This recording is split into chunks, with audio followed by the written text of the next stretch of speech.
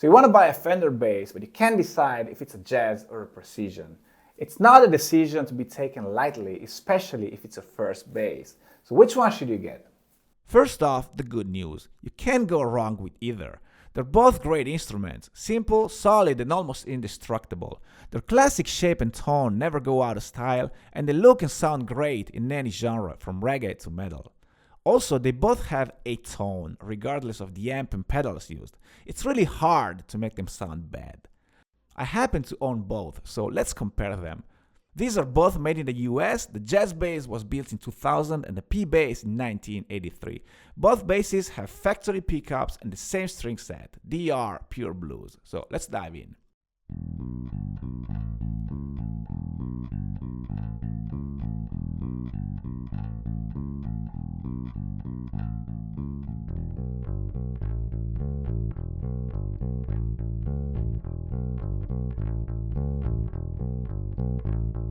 The key difference between a jazz and a precision is the pickups.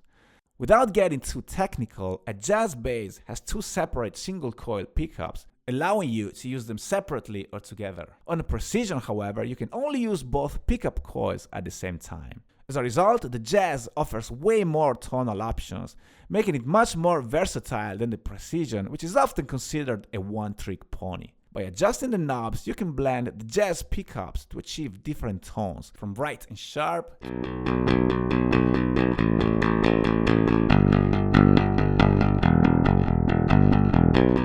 deep and smooth.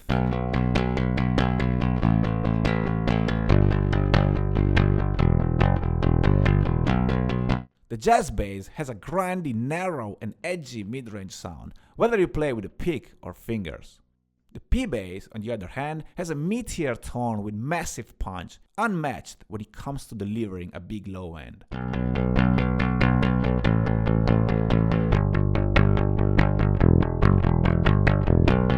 tone of the P bass is universal. 1 out of 4 classic rock albums was recorded with a Fender Precision. However, if you use only the neck pickup on a jazz bass and you roll off your tone a little bit, you can get a somewhat similar result.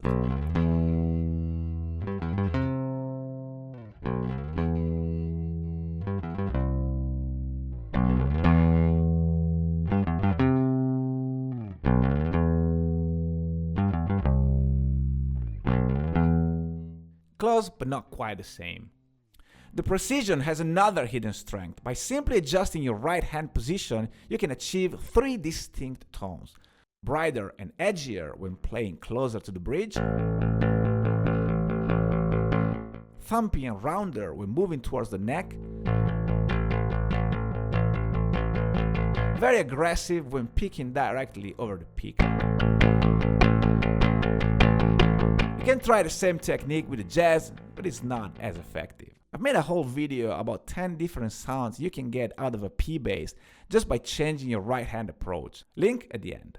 Besides tone, the other big difference is the neck. Again, without getting too technical on materials and construction, the jazz has a narrower neck compared to the precision, where the precision's neck is broader.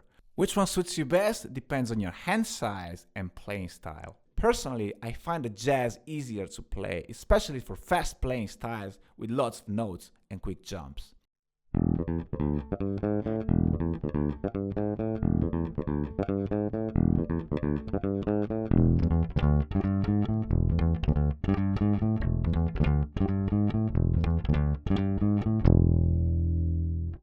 The P bass with its wider neck feels better suited, at least for me, for simpler bass lines with fewer notes that need to resonate more.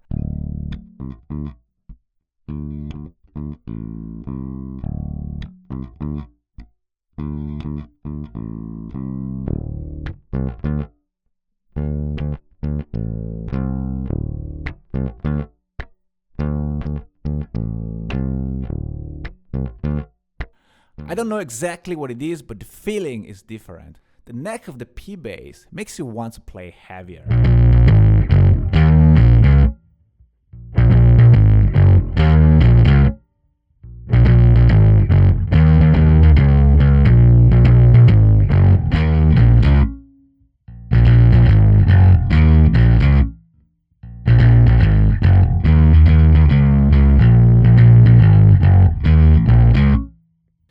is very personal, but if you take a look at advanced players like Geddy Lee or Jaco Pastorius, they're jazz guys, while more laid-back players like Sting or Roger Waters mostly use precision basses. Other famous jazz players are John Paul Jones, Flea, and Carlos D. On the P-bass team, among the others, we have Mike Dirnt, Phil Lynott, John Deacon, and Bob Daisley. So what's the right choice for you? My personal opinion is that if you're a beginner and you're not 100% sure what style of music you want to play, maybe you want to experiment with different bands, then you need versatility. Go for a jazz bass. If you know your path is rock or punk, then go for a precision. Ideally, you want to own both, as they each cover areas that one instrument alone can't. Either way, you can't go wrong with a Fender bass. They're classics, they work great in any context, and they are simple and solid. I've never had any real problem with any of these two. The P-Bass was built in 1983 and it never ever had a problem with electronics. I once broke the G-string tuning peg of the jazz bass while on the road and had no backup. The fucking thing stayed in tune for the rest of the tour. One final thought, these basses go up in value over time. Since they are passive instruments, they get most of their tone from the wood instead of electronics, meaning they sound warmer and richer as the years go by. So it's a good investment any way you look at it, and if you're not happy with your choice, you can always sell it back. I hope this video was helpful. Let me know in the comments if you're a jazz guy or a precision guy, and thank you for watching.